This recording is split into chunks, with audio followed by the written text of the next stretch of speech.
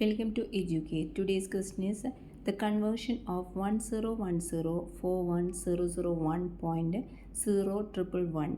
The octal is the options are 2561.34, 2542.34, 2571.34 and 2671.32. The correct answer is 2571.34. ഇനി ഇതെങ്ങനെയാണ് ചെയ്യുന്നത്? നമുക്കറിയാം, നമ്മൾ ബൈനറി വാല്യൂസിൻ്റെ 3 ഡിജിറ്റ് ബൈനറി വാല്യൂസിൻ്റെ കറസ്പോണ്ടിങ് ഒക്ടൽ വാല്യൂസാണ് നമ്മൾ എടുക്കുന്നത്. അപ്പോൾ 0 തൊട്ടിട്ട് 7 വരെയുള്ള ബൈനറി വാല്യൂസും ഒക്ടൽ വാല്യൂസുമാണ് നമ്മളിവിടെ എഴുതിയിരിക്കുന്നത്.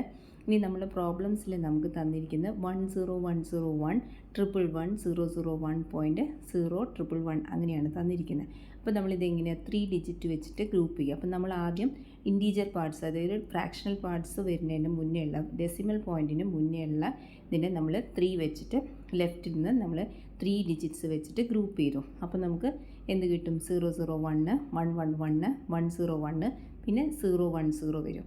ഇവിടെ നിന്നാണെങ്കിൽ നമ്മൾ റൈറ്റ്, അതായത് നമ്മളുടെ ഡെസിമൽ ഫ്രാക്ഷണൽ പാർട്സിലാണെങ്കിൽ ഫസ്റ്റത്തെ 3നെ നമ്മൾ ഗ്രൂപ്പ് ചെയ്തു, ലാസ്റ്റ് 1 അങ്ങനെ ചെയ്തു. ഇനി നമുക്ക് ഇതിനെ നമുക്ക് സിംഗിളായിട്ട് നിൽക്കുന്ന അല്ലെങ്കിൽ ഡബിളായിട്ട് നിൽക്കുന്ന ഡിജിറ്റ്സിനെ 3 ഡിജിറ്റ്സ് ആക്കാൻ വേണ്ടിയിട്ട് നമുക്ക് എക്സ്ട്രാ സീറോസ് ആഡ് ചെയ്തു വരും. അപ്പോഴാണ് നമ്മൾ ഫ്രാക്ഷണൽ പാർട്സിൽ 0, 1, 1 ആൻഡ് 1, 0, 0 വന്നു.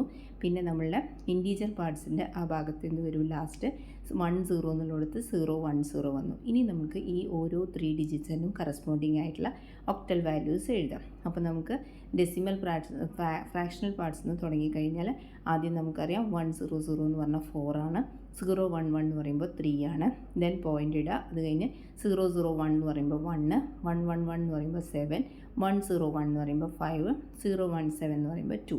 അപ്പോൾ നമ്മളുടെ ആൻസർ എന്തായിരിക്കും? 2571.34. Okay, thank you.